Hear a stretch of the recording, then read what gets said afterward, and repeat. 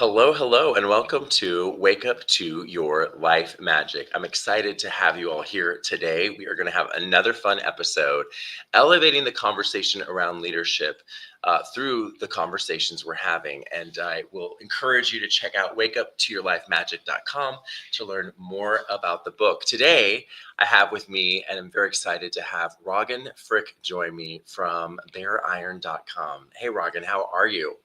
I'm doing good. Thank you for having me on the podcast. Absolutely. I'm so excited because really you have an interesting background and one that is so entrepreneurial and fun and American made. So I thought Yes. maybe, Rocket, you could first tell people what you do and how you went about creating it. Yeah, so I have a manufacturing business that I started when I was a freshman in college. It was just kind of a side gig. And my main product is it's called a Grizzly rock screen, and it's for screening out rocks from your soil. And excavation contractors use them. And when I was in college, I needed a side job, and I needed a shop that I could put my motorcycle in. And so I decided that I would start welding these up. My dad had the idea. I built a couple when I was in high school and sold them at an auction. And I started selling them, built a website. Pretty soon there was some demand. Pretty soon it turned into a legitimate company. Had to kind of take a break for a bit, finish school, and then kind of regrouped. My dad and I decided to go in on it together, and we've started the business up again. And now we have a full-fledged facility with a dedicated operations team, and we ship all across the world. Yeah, which is kind of fun for a college job. Now, is this something that you were already familiar with? Because many of us would, I don't know, I think in college I was just not even thinking like that. Is this something that you were familiar with at all from before or something that you just picked up? Yeah, I grew up. My dad always had construction businesses growing up, and he was also a welder by trade. So he taught me how to weld. And so when I was in high school, I had a shop class that I took as an extracurricular class, and was welding in there. And welding was kind of second nature to me by the time I got to college. So it was like I already had that trade under my belt, and so it was just like an easy way to make money for me. Yeah. Uh, Not an easy skill to learn, but it took some time. But Yeah, but it's great because it's going to be so interesting as we kind of step into the world of AI. You think of things like this that are not AIable, right? Per se, you may right. maybe the welding could be. I don't know. We'll see what machines they come up with, but it's just an interesting area to innovate in, and certainly one that's been rewarding. So tell us a Mhm. little bit. Maybe tell us a story about your life that you think was impactful as and something that you might share with us to get us to know a little bit about your journey and something that may have changed you. Yeah, so I have a very interesting upbringing because of my dad's businesses. So his main business that he had on and off when I was growing up was doing mining reclamation for the state of Colorado. And so he'd take me in the summertime to go up to these jobs, and it'd be up in the mountains and in a remote places. And those jobs is like where I learned how to weld, and I would help him safeguard these mines and close them. And there was plenty of times that we were just up there. We didn't have any resources, or things are going wrong. You need to come up on and off the mountain.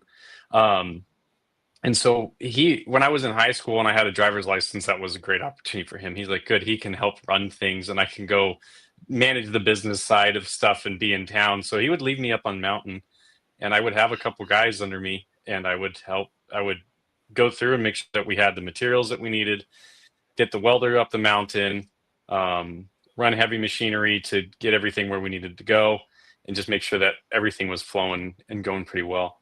But there was plenty of times that I was being a typical 16-year-old, and we would go screw around on our four-wheeler or something and roll it and wreck his stuff. And he wasn't always happy with us, but it was hard work. And at the end of the day, I learned a lot of lessons about how to be resourceful as well as how to help lead people. Yeah, and I think that you know we, we can't downplay how important those experiences are. I think of a lot of youth in general aren't getting out and being responsible and taking on challenges in their teens, and it's such an important development for people, Hmm. really. And it helps you in your leadership. It's a real big reason. I talk about this all the time. I loved Boy Scouting, right? I Hmm. loved it because I was a city kid, right? I would never have gotten out and about and building fences and building trails and downing trees and all that work. Hmm. Yeah, you messed up and you messed around and got in trouble, but you also learned incredible leadership, right? Right. And you learn like the value of hard work because there is something rewarding in it, at the end of the day. I mean, it sometimes it can be hard if you're doing it day in and day out, but at a younger age, and learning like, okay, this is how things are built and this is how things are made, and having a little bit of respect for that is Yeah. something I think that's important to learn. Now, Roggen, one of the things that I was really excited about, you were talking about, your business, you have a team that kind of operates it, and then you're thinking about sort of expanding and growing. When you think about the vision you have for what you want to create in the world, right, as your next Mhm. steps, where are you shooting for? What are you looking to do and create?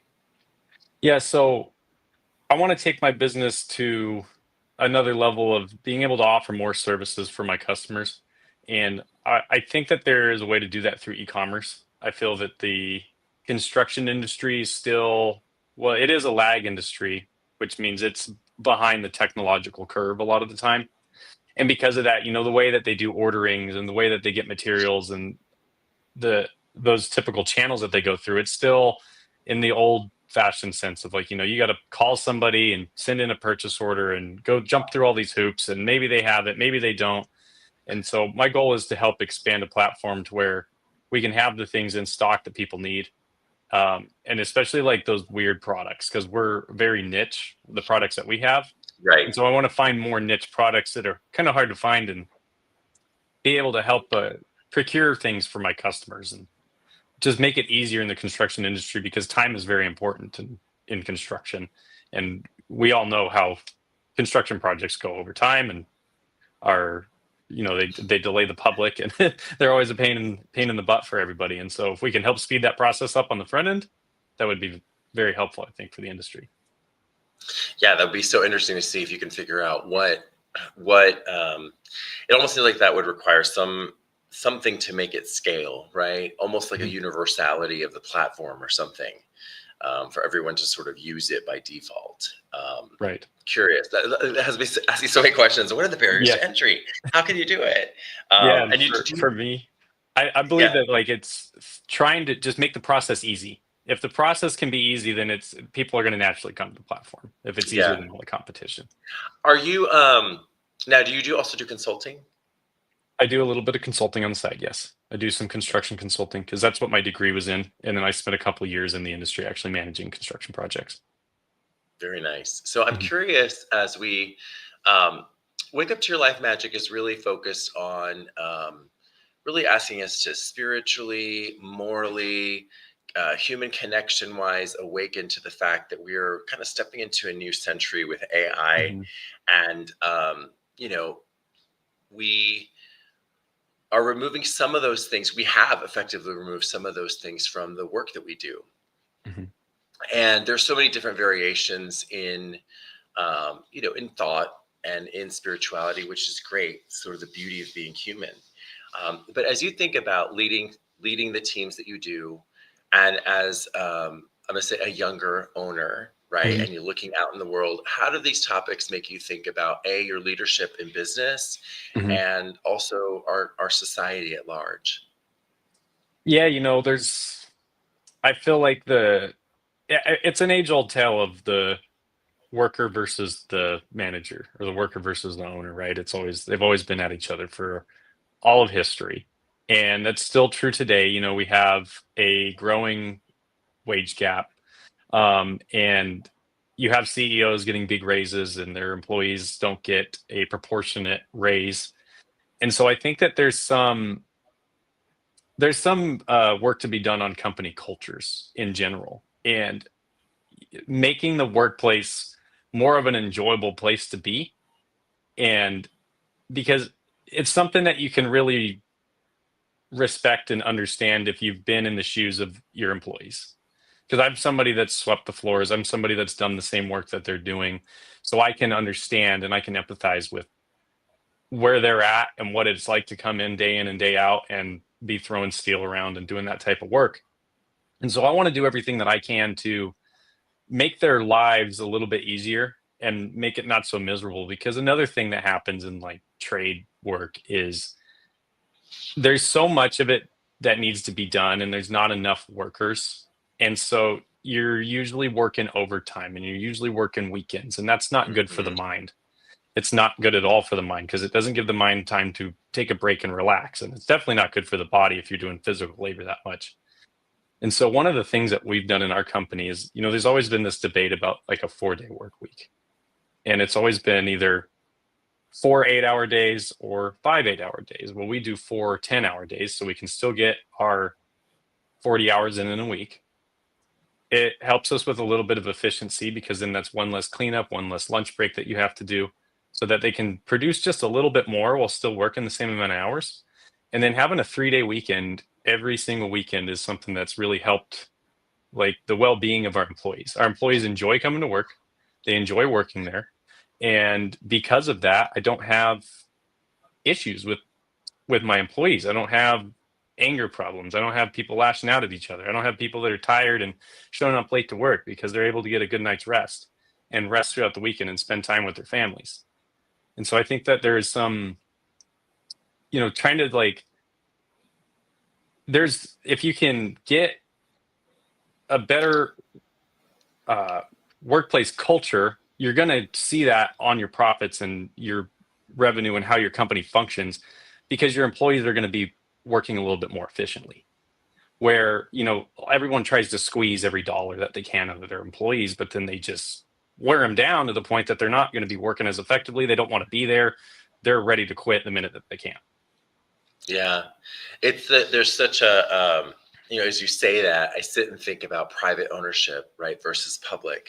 So the Mm-hmm. truth of the matter is that Roggen is the CEO, right, in a private business. You can make those decisions, choose to love your employees very simply, and make sure they're taken care of, right? They're going to come Mm-hmm. to you. I'm certain they'd come to you if they were like, hey, you know, grocery prices are crazy. It's really Mm-hmm. hard. What can you do to help us? That's a dialogue you actually have.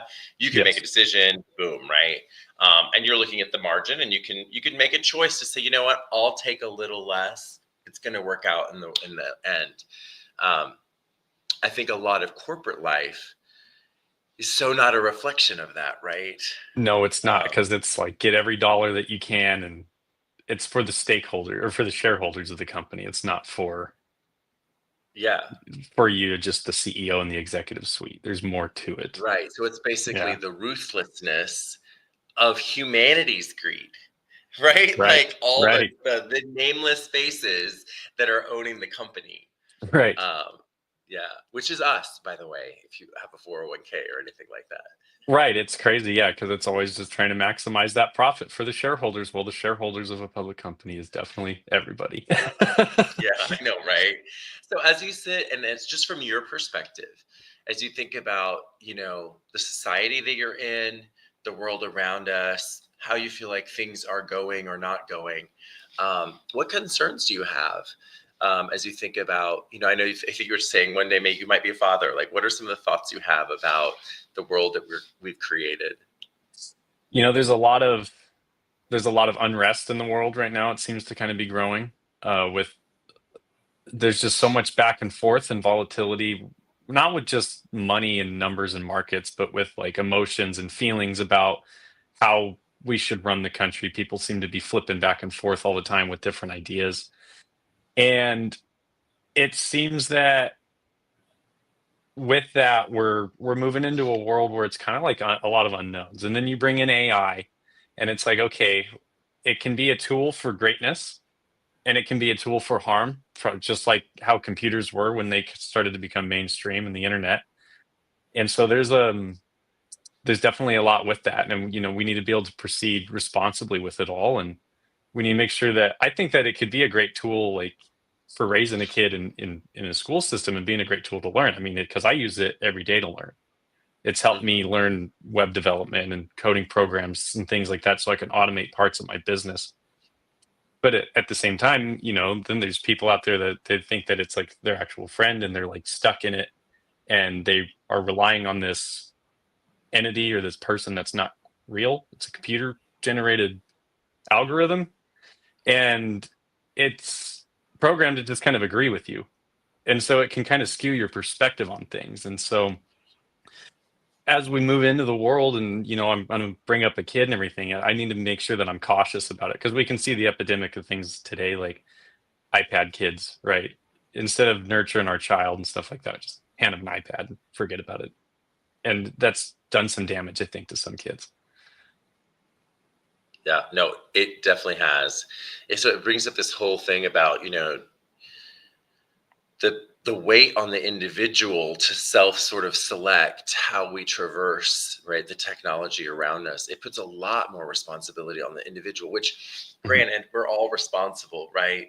But I think a lot about, I guess I'd say as a more senior member of our tribe, I just had my birthday yesterday. I feel more senior. But as we age, we sort of realize, hey, wait, we're just going to let anyone do anything to themselves. At what point should I help other people avoid this pitfall that technology allows, right? So many things, but not everything is good. Not everything's great. Kind of to your point, right? The whole raising children on tech, right? We're seeing the results of some of that in some of the behavior challenges that we're having and the mental health issues that maybe others aren't experiencing like we are. So let me ask you, as someone who is running a business, it often can appear like, oh my gosh, it's so great. He's got it perfectly made. People we like to idolize sort of like the business owner and what that life is like. Give the audience a little bit of a sense of vulnerability around your business. What's an area that's challenging or what's hard or what's not easy about your business? I think one thing that people see from the outside looking in is they think that business owners, you don't have to work as much and things like that. But if there's one thing I can describe about owning a business and being an entrepreneur is it's inconsistency. So yes, there might be weekdays where I am able to go and do something, take time off and go play. But then there are plenty of other weeks that make up for those hours where it is Monday through Sunday, all day, giving it everything that you have to make sure that things get done. Because at the end of the day, you're the top of the chain. And so the problems go up to the next person above them until they hit you. And then you just have to figure it out from there. Yeah. And I see that in my life, especially once I started doing consulting on the side and helping other people, especially with construction, because construction has very hard deadlines with it. Everything really started to become erratic because I'm trying to manage my own business and then do my side consulting. And the side consulting, sometimes it's like, oh, well, we have a bid due. It's on Monday and it has to happen. Otherwise, and I need your assistance on this, Mr. Consultant. And so just trying to balance your life, I think is something that's very important to do because at times I think I've made a little bit too many commitments with my consulting and with my business and all the different aspects that I do. And so, then I'm in a position where, okay, now I need to find a solution to work myself out of this crazy inconsistency and schedule that I have going on and helping them set themselves up and understand how they can learn and do some things on their own. And, that's going to be true. The inconsistency is definitely true. Even if you have just one business, you're going to have things all the time that are just all over the place. And so manage your time and don't be scared to say no. Well, no, I think I can see that though. I mean, and I think we talked about it too. Like sales cycles are different in construction, right? And the engagement with clients or the projects themselves. So it's probably a lot of up and down in that business, and that's probably something you get to get used to. So tell me, Roggen, if you were to share something with maybe another person who wants to become an entrepreneur or someone who's doing business, something that you've learned in this experience of now having done that. What's the one lesson you'd share with someone? I would say the biggest lesson that I've been learning is, and this is something that you have to do slowly, as the money comes in. You can't just do it all at once because you can sink yourself with your cash flows, but start handing things off to people, hiring employees and handing things off to them and delegating duties and making sure that they understand how to do it so that they can do it on their own and they can take ownership of that. Because the more that you can delegate out to people, the more that you can focus on the vision of your company. So that way you can then make better products and services, which is going to create more things that you're going to need to delegate out. And that's all how it goes into growing an organization. Gotcha, which is important for people to think about as they're growing something. Let me ask you this though, in that, um, what was your recipe for hiring people? Because a really important piece of that is when you turn to that Mhm. other person, you're able to inform them what they need to do, and they're really great about doing it, right? I'm just Yeah. curious if you had a philosophy as you hired. So the thing that I've been coming back to is the things that you are bad at. So your weaknesses, hire that out and to hire somebody that specializes in that area so that they can turn that into a strength of the business, as well as the things that you need to have done that you can't because there's still other priority items that maybe only you can do, right? Like only I can do the planning and the visionary parts of the business. I can do the scheduling, Right. and I have to be the guy that signs the forms and makes the big decisions about if we want to engage with certain people or not, right? But at the same time, like I have a marketing team. I have video editing skills to be able to make like promotional content, but I don't have the time to do that. So I hire that Right. out. And um, back to the point of your weaknesses, when I started on early, one of the weaknesses I had is I was doing shipments myself and I was driving shipments out to people. And then the Mm, second time around that we were doing the business, we started contracting it out, but we had like 5 people with trucks and trailers that we knew that we were using mhm. to haul our Yeah. loads, and it was very expensive. And so when we hired our operations manager didn't have any experience running a fabrication facility, but he did have Oh, wow. experience shipping. He worked in logistics. He understood how to ship products. And so we hired him for that because that solves our logistics problem. And we have the understanding of how to teach him how to manage a fabrication shop. So now he understands that. So now he is running the shipping logistic part, which helps us out. And then we've taught him how to run the fab shop. And it's been a really good time. He's done a really good job. He's managing everything to the point that I don't have to worry about operations side of the business as much. I can just check in with them. Which is perfect. Which is Yes. perfect. Which is again to your point about hiring people that are capable and can Mhm. do the things that you need them to do so you can focus where you need to. Well, that's fantastic. Thank you so much for spending the time with us today, Yeah. giving us a little bit of insight into the world you live in, um, and how these different thoughts affect you as a business owner. I will remind people you can check out more about Roggen's business at beariron.com. And if you want to learn more about Wake Up to Your Life Magic, again, check us out on our website. And if you want to learn anything about 9-figure leadership and how to take your corporation to the next level, you can check me out at drhelmutlove.com. Thank you so much, Roggen, for joining me today. Yes. Thank you so much for having me on the podcast. It was a great conversation. I feel like it was very insightful. Absolutely. Take care. And thanks, everyone, for listening.